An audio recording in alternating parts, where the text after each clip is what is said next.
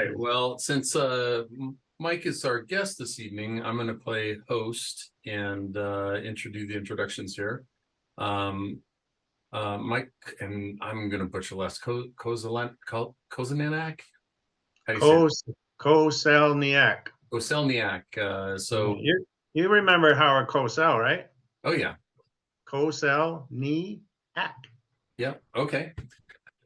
So Mike is our safety chair for the Colorado Pilot Association. He's been doing that for the past 9 years. He's a private pilot with ratings in single engine land and sea, which is a rarity for Colorado, as well as a tailwheel endorsement.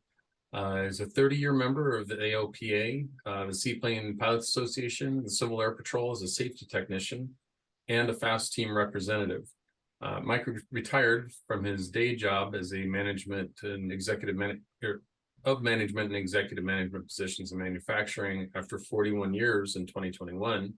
Mike received his AA and BPS from the University System of New Hampshire, and he's been doing an excellent job of getting all sorts of things together, including the noise abatement and safety in the airspace. So, welcome, Mike. We'll hand the show over to you. Excellent. Thank you. Yep.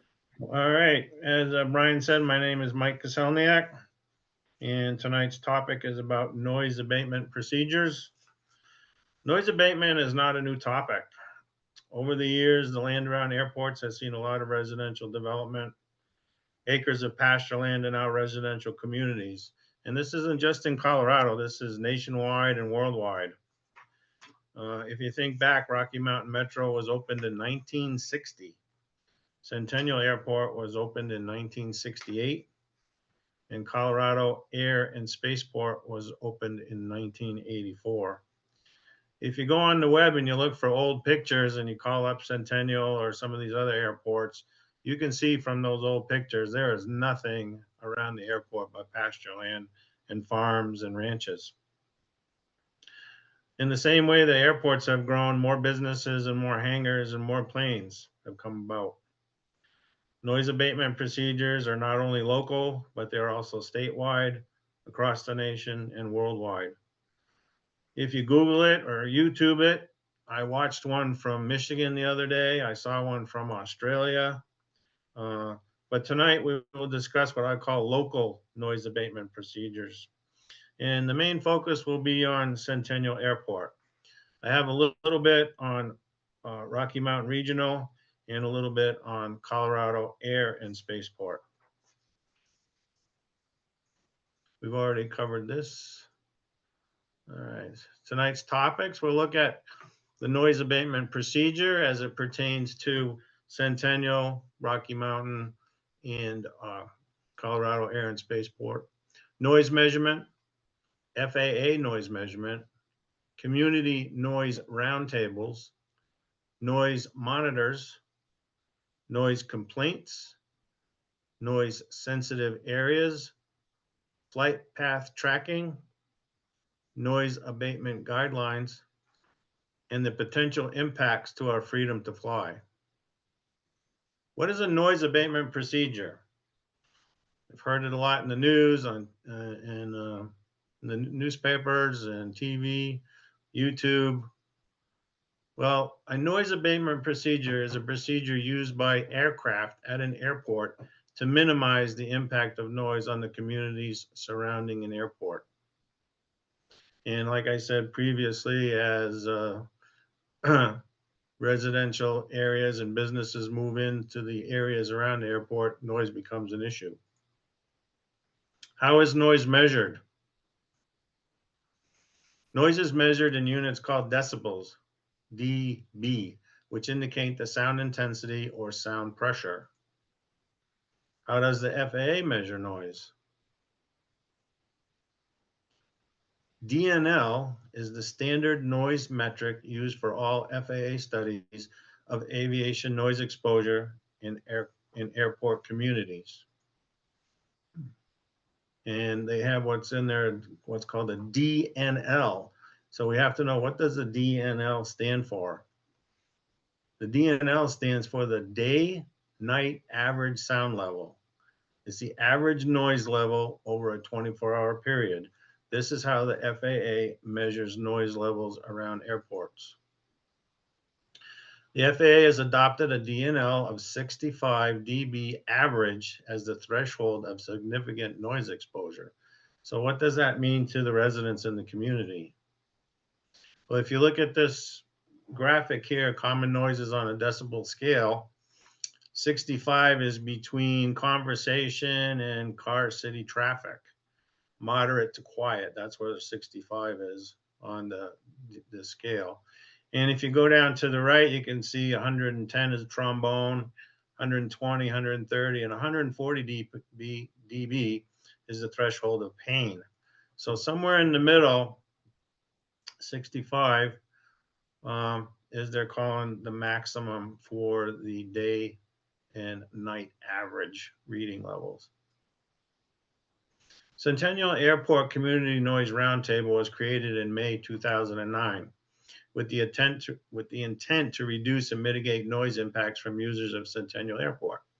Membership of the roundtable consists of local elected officials, airport staff, community representatives, the Federal Aviation Administration, and airport users. This forum provides a means to ensure cooperation between the airport and local communities in achieving noise reductions wherever possible. And I've been attending these meetings the last couple months. And they give 3 minutes per person to speak to the roundtable, and these are residents. In some cases, I spoke at one as a pilot, and then you have other groups that talk to the roundtable. And then the roundtable puts together a report, and then they report their meetings to the advisory board of the airport. Now, around the Centennial Airport, there's a noise monitoring programs, and this consists of 12 fixed noise monitoring terminals and 2 portable.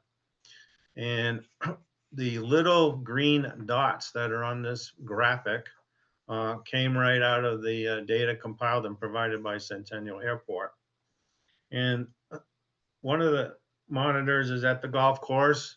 That's monitor number 1 on this graphic here.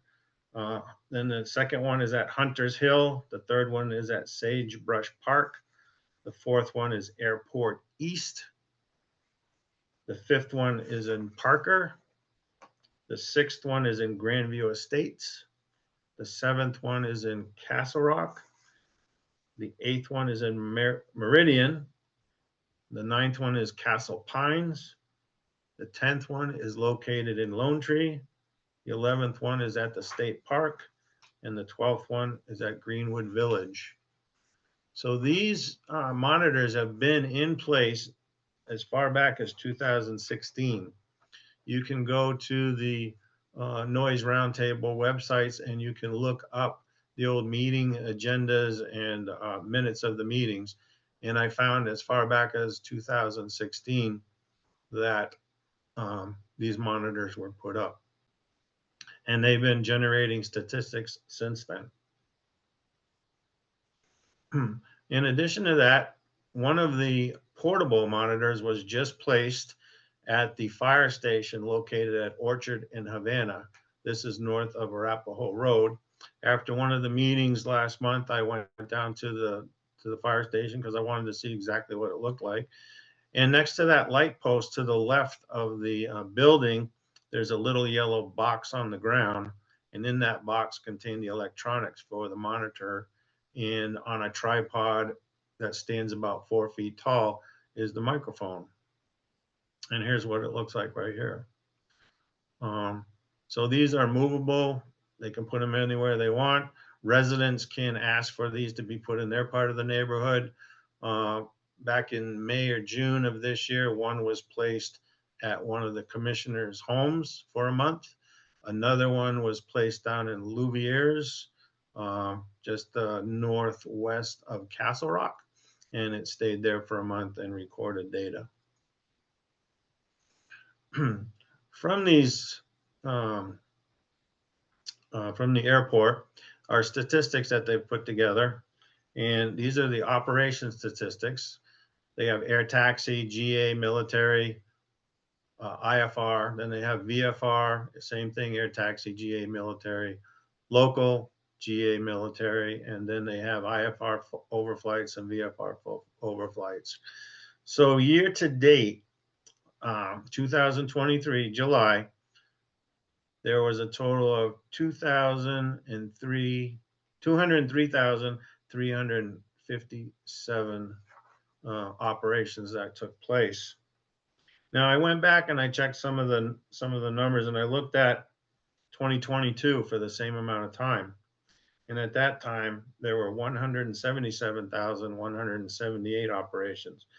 So the operations increased by 26,179. So the airport is growing, and there's been more operations. Statistically, it's been proven. Noise monitor report. So from the 12 noise monitors, and again, this is every month. This is July 2023. You can see the golf course, which is north of the airport. It's that little place where they used to have the dome where they did soccer, and I mostly know it for soccer, but they have the nine-hole par 3 golf course, I think, there, and there's a little event center. So that had 5,564 recorded noise events between the 60 and 69 decibel range. And then if you work yourself to the right, you can see 70 to 79, 80 to 89, and 90 plus.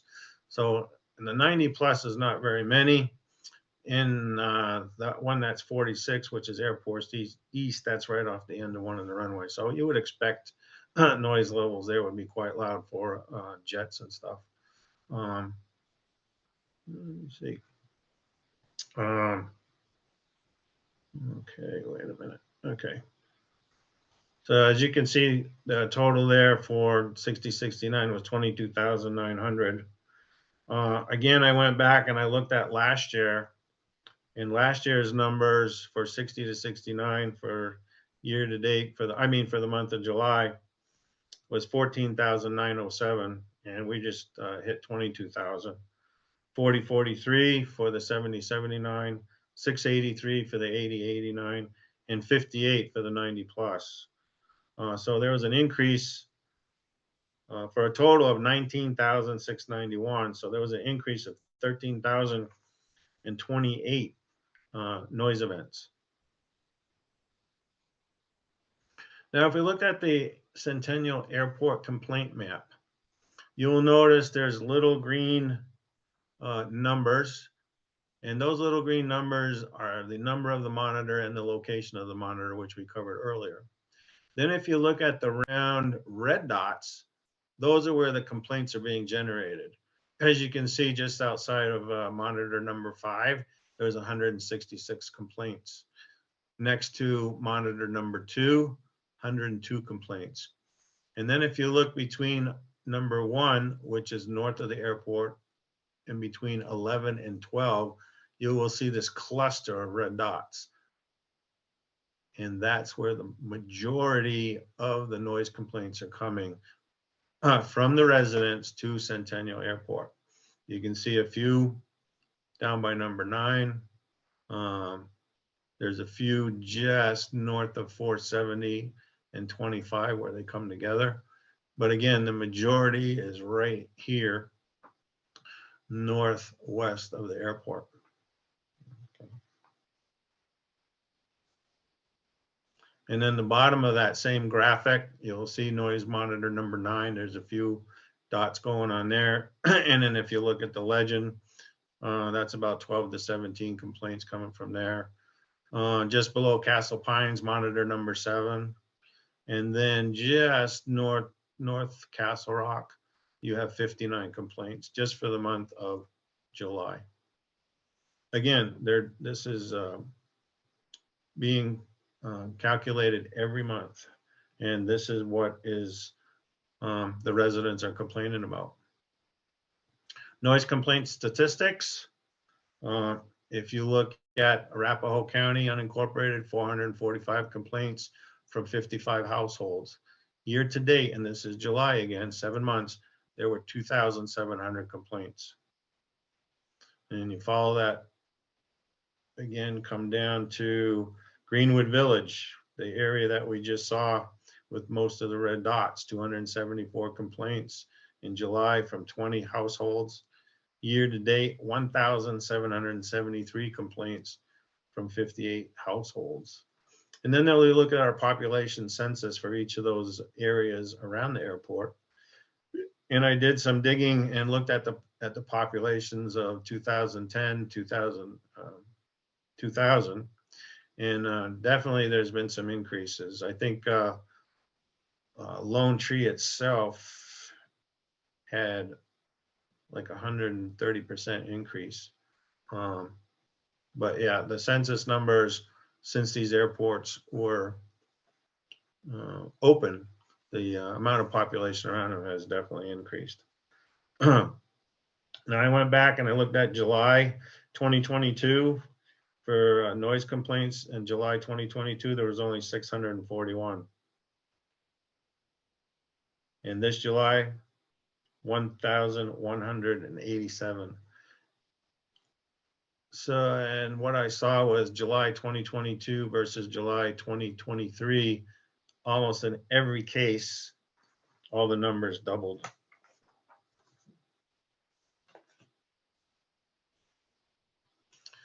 These little monitors can also tell you what kind of aircraft was making the noise.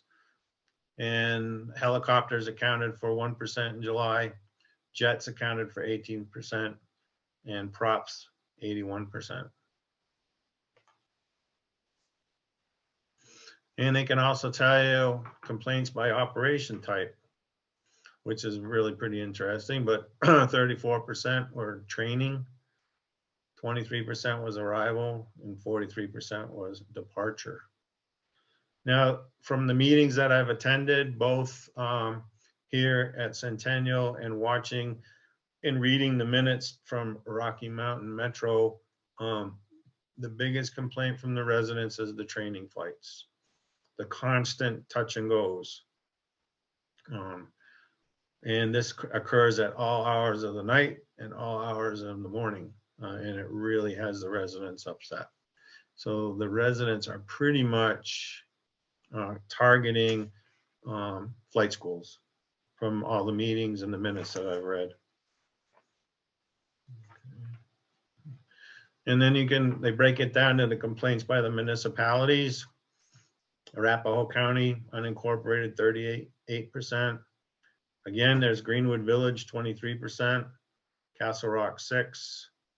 Centennial, 9%. Parker, 14%. And Douglas County, 5%. You can see over here, day hours, complaint received, 1,031. In night hours, 10 p.m. to 6:59 a.m., 156. For a total number of complaints for the month of July, 1,187.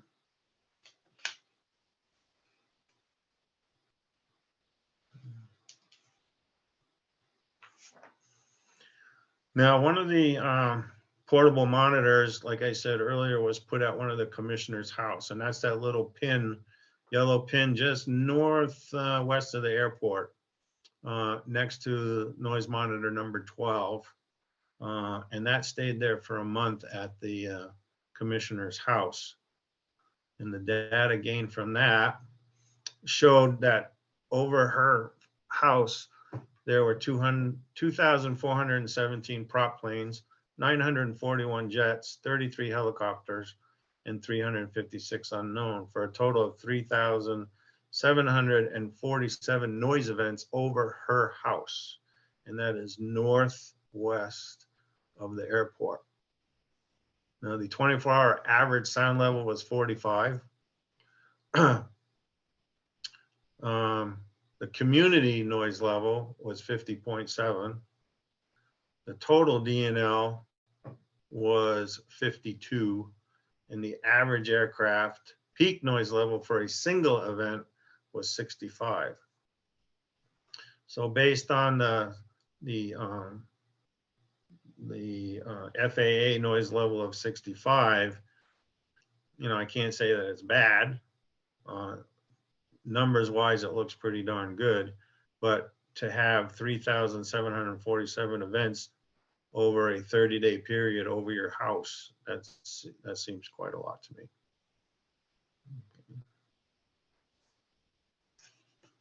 Another tool that the Centennial Airport has is called WebTrack.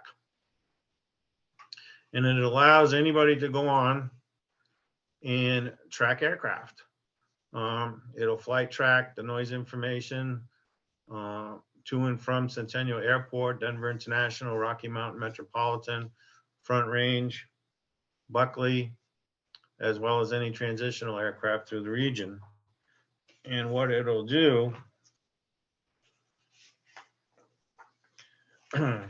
it'll give you the altitude of the aircraft type, the speed of the aircraft, where the aircraft originated from, the destination that the aircraft is going to, and it'll also show you the flight path. And then you can click on an icon and it'll say, do you want to report this aircraft? So this allows anybody on WebTrack, if they are concerned about the noise or the altitude of the aircraft, they just click a button and they can report that aircraft. So this is another way that Centennial Airport gathers data. And down in the left-hand corner of the graph, there's a little button down there, and you can go back for the day. You can call up a certain day. You can call up a certain time, and it will show you what was going on at that date and that time. So it has a history. It can do a history check for you if you wanted to. Now, where do you find noise abatement guidelines? Well, noise abatement guidelines are located in the airport directory. They're located in the chart supplement, and they're also located in the airport brochures if the airports have them. Now, the one on the left, noise abatement guidelines, was published by Centennial Airport. I think the copyright date on that is 2016, 2017. I do know that they have about 60, 75 brochures left, and you can get them at the Centennial Airport, what they call the hangar building. And upstairs is their administrative unit of the building, and you can ask for them up there and they'll give you one. But most of our chart supplements, our airport directories, they will have the noise abatement guidelines in there. Just to go back to the flight path tracking, there's also FlightAware out there that will track aircraft, Flight Radar 24, ADSB Exchange, and I just went through and was looking at some other ones, but there's a lot of apps out there that will allow you to track aircraft. And check the airport website. This came from the noise, this is the noise sensitive area from the Centennial brochure that is still available. Like I said, they got 60 to 75 brochures left on this, and it's going to be updated probably next year. But you can see the Denver Tech Center is dark green, just left or west of the airport on the other side of 25 is dark green. Lone Tree, dark green. Grandview Estates, dark green. Surrey Ridge is dark green. So these are all noise sensitive areas, and especially that Tech Center, Denver Tech Center, Greenwood Village area, just below Cherry Creek Reservoir. That is where, again, most of the noise complaints are coming from.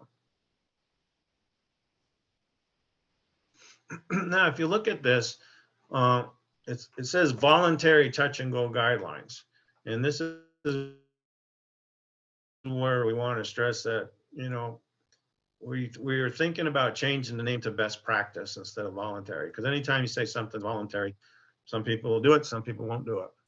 But when I was doing my not flight training, but learning the area here when I came out here, my instructor always told me, do not go north of East Arapahoe Road and do not go south of Lincoln. Stay in this little box. So if you see the green rectangle, that's the normal pattern area. And then you got the yellow on each end, that's the extended pattern area. And that's where we would like everybody to stay. Do not go north of East Arapahoe Road, and do not go south of Lincoln Road, if at all possible. Stay in this little rectangle. That's what we try to teach students in FAM flights. Just make everybody aware of the noise sensitive areas and how to stay out of them. Now, if you look at Rocky Mountain Metro, it's got the same idea. This is on their website. And this these tan racetracks, so to speak, on each side of the runway, that is their traffic pattern. They want you to stay out of Superior and on each end of the these traffic pattern areas are residential sections, residential housing that wasn't there years ago, but it's there now. So trying to minimize the noise over that. So that's the noise sensitive areas there. And Colorado Air and Spaceport, I came across this week. I was very surprised that there's noise sensitive areas out by Colorado Air and Spaceport.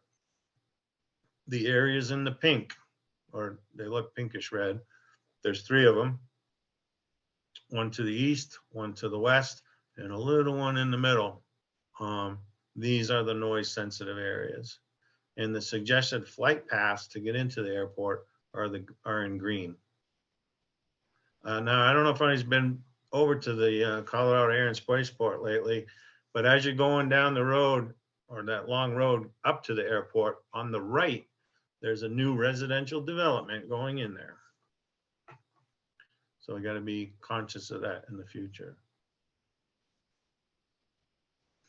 ADSB Exchange. This is another company that residents use to track flight paths of aircraft. And I saw this for the first time a couple months ago at one of the meetings I attended. A resident group printed out a bunch of them and handed them out to all the people on the committee. This will also allow residents to record the end number, the type of aircraft, make and model, the registered owner, ground speed, altitude, flight path. It does not have, do you want to report the aircraft, because this is a private ADSB. It's not through Centennial Airport or any of the other airports. But I noticed at the meetings, it gets used a lot by the residents. And this is what it looks like if you do a screenshot on ADSB. Then if you look at this one, you'll notice that the aircraft, this particular aircraft, is following the noise abatement guidelines. It's saying, excuse me, south of Arapahoe and just a little bit over onto E470. But for the most part, you know, it's pretty good. It's staying right where it's supposed to be. It's not up in Greenwood Village in the noise sensitive area. So this is what we strive for, what we train for. And you look at these aircraft here, the one that's highlighted kind of in the middle to the left of the gray airplanes. This is the track of that airplane. Not following the noise abatement guidelines. You can see some of its touch and goes, you know, up in Cherry Creek State Park, almost to the reservoir, all over the Greenwood Village area. So, you know, this is what's upsetting to the residents. And there could be reasons for that. Flight path of 3 airplanes. And this is just 3 airplanes in a matter of maybe an hour, 2 hours. And you can see if you count all the tracks, and there's a lot going on there. So if you live below that and you have to listen to that every day, I can understand what's going on. So this is what the residents are using to present to the commissioners, to the Community Noise Roundtable, to the press. Now, I noticed this the other day, an extended downwind, and I monitored these things on the radio as well so I can understand what's going on. Aircraft B is a jet, and it's coming in from over Cherry Creek Reservoir. It's doing a straight into 35 left. And then you have aircraft A, which is a 172. And the tower told him to extend the downwind, and I can understand why he wants him to extend the downwind. So he's not turning into the path of that jet. And that was part of what happened to that midair between that Cirrus and I can't remember the name of the other company, but they're based at Centennial too. The Cirrus went beyond the center line of 3-5 right and impacted the jet coming in. So the ATC has modified their what they're due to a little bit. So they're trying to eliminate a conflict of an aircraft coming in B colliding with aircraft A.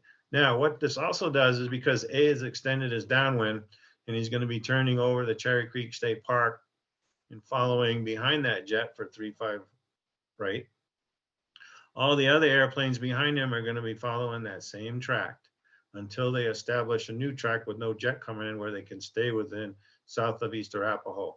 So if you have 5 or 6 airplanes following A, they're all going to follow that track because number 2, number 3, and number 4 cannot cut in front of number 1. So that's how I can see on an extended downwind that's going to happen. And you can hear them on the radio. ATC says extend your downwind, I'll call you base. So if you look around and you can see jets coming in or some other aircraft is coming in. So again, it's part of the safety. In all cases, safety and ATC instructions take precedence. And this is spelled out in the brochure. Safety first. And as we all learned, rule number 1, fly the plane. Rule number 2, fly the plane. Rule number 3, fly the plane. What can the pilot community do to minimize the impact of noise on the community surrounding an airport? Avoid unnecessary training between 10 p.m. and 7 a.m.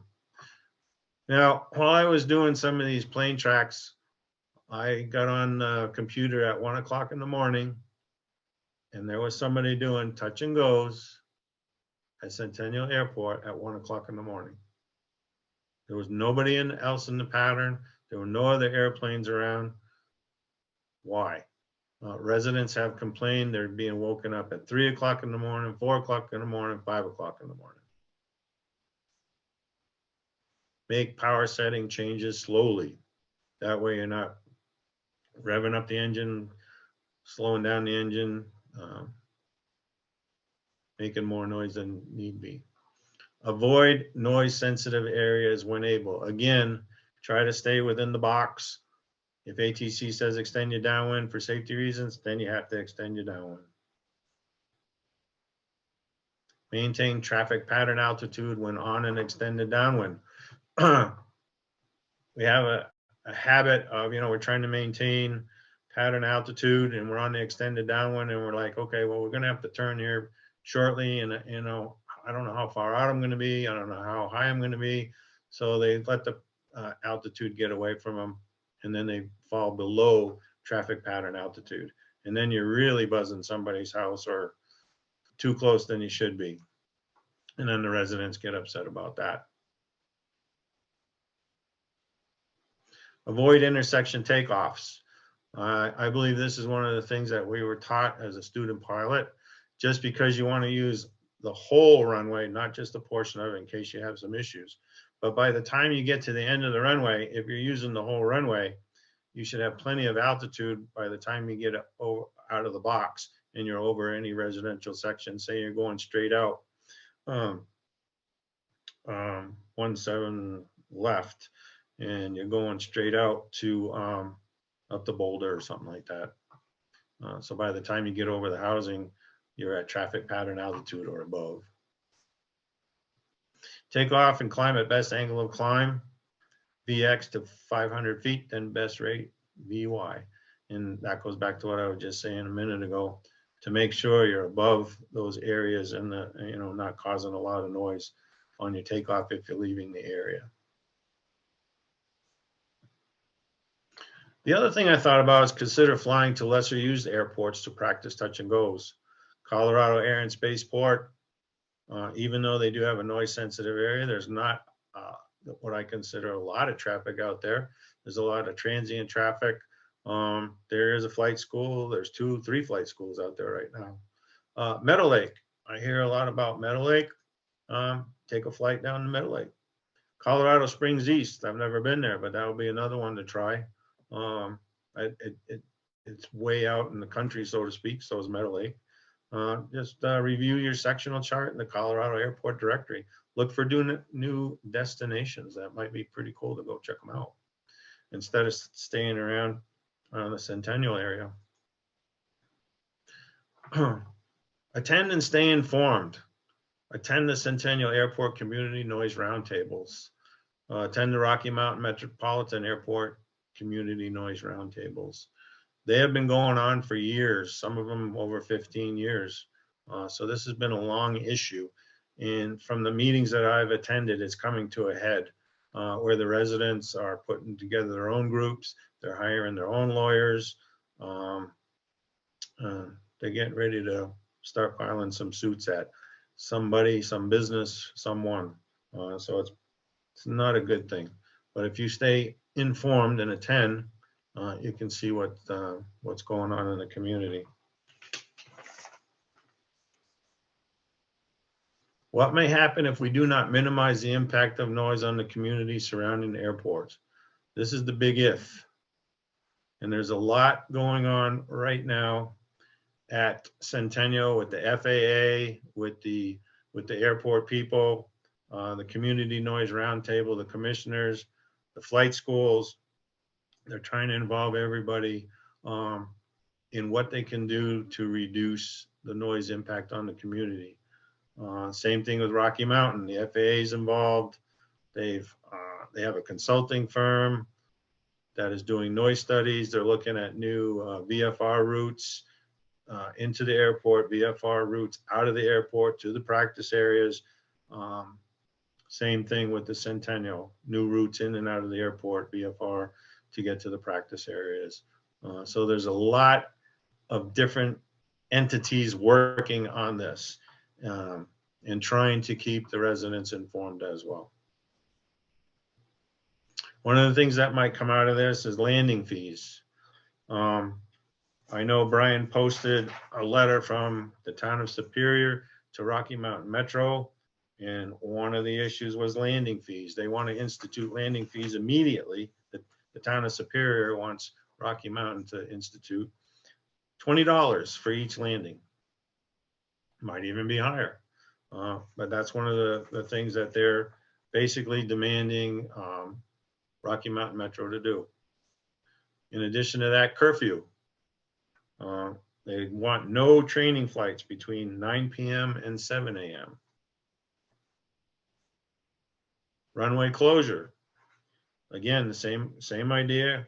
Close a particular runway that's used by flight training or away from the residents from 9 p.m. to 7 a.m.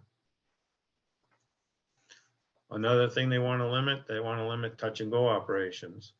No touch and go operations between 9 p.m. and 7 a.m. and limit daytime hours for touch and goes to no more than 4 landings per every 2 hours in a single flight. I don't know how they're going to manage that, but those are some of the things that the town of Superior has demanded from Rocky Mountain Metro Airport. I haven't seen anything like that about Centennial. It hasn't been on any of the agendas, but it could be. These policies and procedures have been adopted by other airports across the United States. And you can Google it and see. I have, but there's a lot of airports out there that are next to residentials that have instituted landing fees, curfews, runway closures, and limited touch and go operations. The other thing I've noticed is new residential developments are underway around Centennial Airport. Most are south and southeast of the airport. South of Ridgegate Parkway, east of the rail station, is a brand new residential community that's being built. And there is a noise monitor down there. There's been no noise complaints to date from that monitor. But once that residential area is built out, I bet you $1 to a donut that you're going to start seeing red dots in that area with lots of numbers. South and east of the Hess Reservoir, there are 1, 2, 3 big residential developments. One is just starting, one is probably midway built out, and the third one is probably 90% already built out. Another area that I saw is in the town of Louviers. I always get that, how to spell that, or say it. I think it's French. Louviers, which is just north west of Castle Rock. There are 3 new developments out there south of the reservoir. And this area is one of the training areas that we moved south, so it was not over that reservoir anymore. So there's a lot to think about. Like I said, it's all voluntary right now, but from the meetings I've attended and the things I've heard and watched the videos of the meetings, I don't think it's going to become voluntary anymore. I think it's going to be mandatory, and we're going to be pushed towards that. We have our politicians involved in this. From Washington, D.C., we got our state representatives involved in this. We have congressmen involved in this. There's a lot of entities that now it's coming up to the top of the, starting to float to the top of the pool in the water. So any questions, comments, or concerns that I can answer? Can y'all still hear me okay? Yep, we're doing good. We did have one question. If a group or a neighborhood or a resident group wanted to request a portable noise monitor put in their neighborhood, who would they go to for such a request? That would be Samantha, and I'm going to get her name mixed up here because she does all the sound reports. I think it's Blymuth, Samantha Blymuth. She works, she's the sound coordinator person that handles all the sound issues and all the monitors and stuff. She would be the lady to contact. Is she with the FAA or? No, she works for the Centennial Airport. Oh, okay. So if they reached out to Centennial Airport and asked, then there might be a good path on that. Yep, definitely. How do I get out of this thing now? Just hit the escape key. Oh, there you go. That works too. Okay, good. All right. And if Samantha. You can end sharing your screen. Oh, sorry. It's okay. Stop sharing. Okay, good. There you go. Okay. Yeah, Samantha would be the one. She's in charge of doing the monthly sound reports. She puts together all the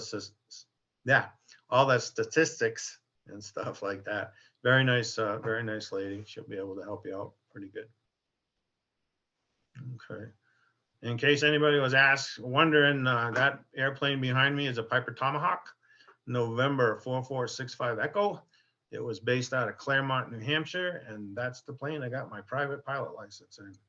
Currently, it resides somewhere in Ecuador. I don't know where, but I traced it and found out that somebody bought it and shipped it to Ecuador. I wish I could find it. It was a nice little plane to fly.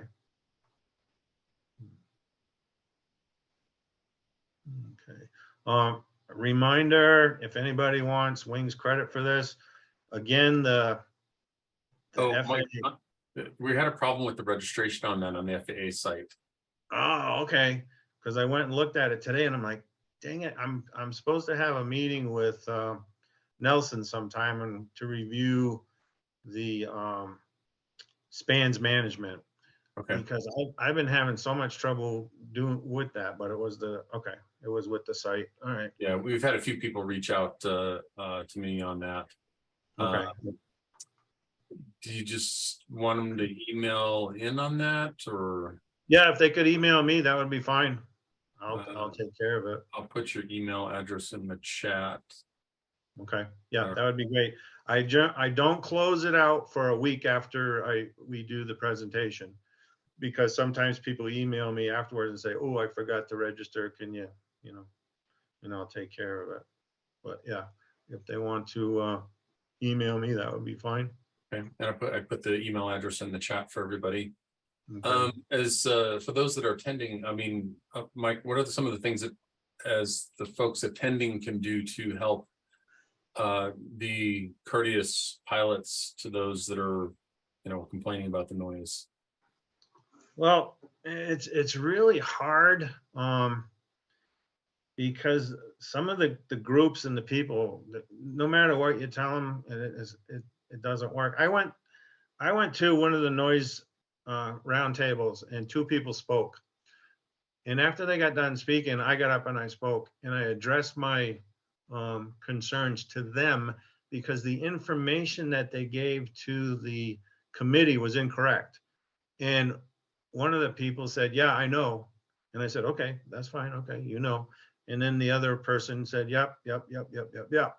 Then I attended the Board of Commissioners meeting the next day, and both individuals repeated what they said the other day after I had corrected them.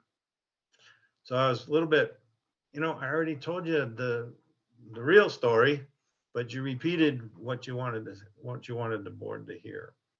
So that was very disconcerting. That one. Even though they told me they understood. So, but we only had one pilot show up at the noise roundtable. I talked with him afterwards. He was a CFI from one of the flying clubs. But as far as the GA participation or the flight school participation, it's not there. No, but they're afraid. I've heard people trying to sabotage flight school planes. The resident community, both at Rocky Mountain and Centennial, is zeroing in on the flight schools. The flight schools are the biggest culprits that are not taking these noise abatement guidelines in stride. Trying to help out. And the residents are just tired of the noise roundtables not doing anything. And just recently, the FAA has agreed to send a representative to sit on what they're calling a technical board that is going to comprise of the commissioners, the noise roundtable, the airport, and what you have. And we, one of the board members, one of the commissioners, told one of the residents, if you guys bring a suit against the board, the FAA is going to walk away. And this is the first time that the FAA has committed to send a person to help with these issues. So they really stressed this community group not to file suit, because then that will kind of wreck everything that they've been trying to do for the last 2 years, is get the FAA involvement. As far as the Rocky Mountain roundtable, there is a gentleman there who's with the FAA. I don't know in what capacity, but he does sit on the board up there for the noise roundtable. I've watched the videos and I've read the minutes for those meetings. And just recently, they've hired a NMMH, I believe, is a consulting firm to do noise studies. And from what I've seen, what they've done so far, it's fantastic. They even went with a flight school, and they had them show them the practice areas and how to get to the practice areas, and they're developing maps and stuff to VFR corridors to get to the practice areas and not fly over the noise sensitive areas. And just recently, Centennial Airport has hired a consulting company pretty much to do the same idea, do a Part 150 study for noise. And they have also hired NMMH, or whatever, I can't. Anyway, the same group that's doing Rocky Mountain, and I think they'll do a good job down here. It's going to take time. I mean, nothing works fast, especially when you get into the government stuff. So what we're trying to do here is just to educate the pilot community and the flight school community. And I had a talk with one of the chief CFIs last week. I met him in the parking lot as I was going into one of the meetings. And I talked to him and I told him I was going to be doing this presentation. He goes, yeah, that's a big thing right now is noise. So they're aware of it. we just have to hopefully, that they pay attention. But by the same token, and this is what I told the noise roundtable with the residents there, is that safety is first. And if they do have to do an extended downwind and they're going to fly over your community, sorry, but it's got to happen, and for the safety, because of the midair with the Cirrus and the Key Lime Air cargo plane that happened a couple of years ago. The residents have viewed it that there's been a change in the traffic pattern or the traffic area, and there really isn't. What they're trying to do is not have another plane fly into another plane that's going into the airport, because of the extent he didn't extend the downwind. He just did a right turn, and the Cirrus was going too fast per the POH, making the turn, and because of the speed, his radius increased and he ran into it. And before he hit the Key Lime Air, the NTSB report said his collision avoidance alert went off in his aircraft, but he didn't have time enough to do an evasive move. So that's how he ran into the Key Lime Air. And so, and like I said, I've been monitoring it, and I can see the track of that jet, and I can see the extended downwind of that 172. So there's no possibility that he's going to run into him. So that's where the change in the traffic pattern came in. And that's what has the residents so upset, is because more and more airplanes are flying over that Greenwood Village area. So one of the members here just asked, and I wanted to make sure I included this as well. Perhaps CPA could provide a 4-flight overlay of the noise sensitive areas. I did put a link in there to our safety and issues page. We do have a 4-flight overlay that includes both the practice areas as well as the noise area over Boulder. We're adding things as we can. It takes a little bit of some knowledge on how that works, and I ran into a gentleman a couple of weeks ago that was able to make an improved version of what we have been putting out. So the practice areas are that overlay is very good to have when you're traversing through the Front Range area, just because of the traffic. If you can listen to the practice areas, and I know out of Rocky Mountain Metro, the instructors out of Western certainly are self-announcing in those practice areas. The Boulder noise abatement area was added recently, and then also in those practice areas on the updated overlay is it also includes some of the instrument approaches as well. So there's awareness of where that's at, even on a VFR chart. Okay. So yes, and that is free to use. CPA will, as far as I'm concerned, I mean, CPA will be offering that for free for as long as we can. If you're skilled in those areas of making maps like that, I am more than happy to leverage that. And if you have noise abatement areas that you need to have added, please let us know, because we are more than happy to add them as we get a good chart for those. Yep. I just as a side note, I got a chuckle out of this when I was doing my research for this presentation. I was looking at Colorado Springs Airport, and of course, half of the airport is commercial GA, and the other half is Peterson Air Force Base. And one of the things it said, no B-52 landings allowed. I got a kick out of that one. That was pretty good. No B-52 landings allowed. I don't think I've seen a B-52 over this area. Yeah, that'd be a big airplane. Yep. Couple months ago, we went to South Dakota, and there's a B-1 bomber base up there. And on our way up, I said to my wife, I wonder if we'll see a B-1 bomber. It wasn't 10 minutes later that one came screaming over our head that had just taken off. That was impressive. We have a question that came in, just wondering how Longmont, Greeley, and Northern Colorado are doing with or about noise complaints. Do they still make a good touch and go alternative? I looked at that. I didn't see anything about noise abatement up in that area, but it's a non-towered field, and I would think it would be pretty good. I know the CPA has been contacted by some airports saying, we need more traffic.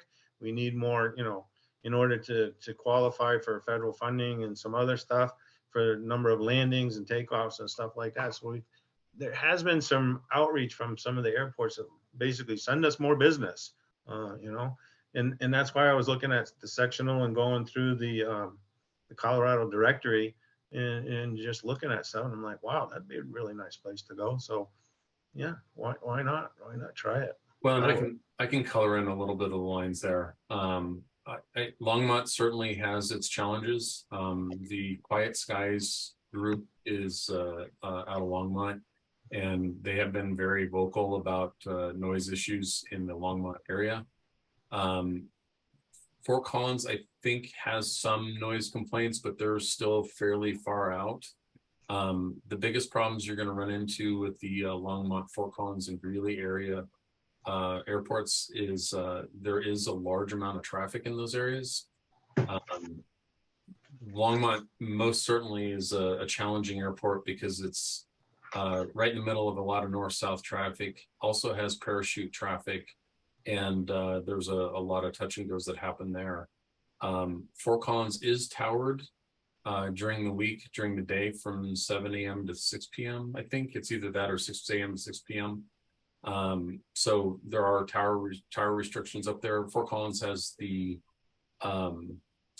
it's a second remote tower installation in the country. They're not fully operational as a remote tower, but they do have they're effectively a class Delta during the day. And Greeley is a bit challenging as right now the east-west runway is been under renovation, so the only open runway is the 3517. But I know that when I've flown into those areas, it is very congested. Quite often you'll have 4, 5, 6 airplanes in the pattern. And the challenge that really happens with the flight schools out of Metro and even Boulder to that extent, when Metro wants to use an airport like Fort Collins, it adds about 20 minutes each direction to the flight for the students. Right. And what typically is a 1.0 or 1.1 or 1.2 hour flight now becomes a 1.5, 1.8. And it ties the plane up outside what normally would be at a lessened period of time. So that's one of the reasons why it's challenging for those airplanes out of Metro and Boulder to go further north. So. Yeah, that was one of the concerns of the consulting group when they were talking about egress out of the airport and into the airport to the practice areas, that it was going to take more time, and time is money, and money, you know, impacts the student. So they're trying to take everything into consideration. But yeah. Okay. So what I would say is, you know, talk to your fellow pilots, talk to your students if you have students, review the material. Basically just do the best you can, because I think all this voluntary stuff, to tell you the truth, is going to go away. It's going to be mandatory. They are going to institute those things that we talked about: landing fees, closures, time restrictions. And you read that letter from the town of Superior. Is, you know, voluntary is voluntary, but not everybody's going to follow it. And because not everybody's following it, it's going to be mandatory. Yep. It's too bad. It is. But that's what happens with growth. You know, nothing we can do about it. When I first saw that residential community south of Ridgegate Parkway being built, and if you look at the master plan, there's a senior center that's going in there. There's a school. There's a park. That's going to light up in the future. And I don't know. I don't know what to say. Just do the best that we can, follow the rules, and be safe. Cool. Any other questions from the group that are attending?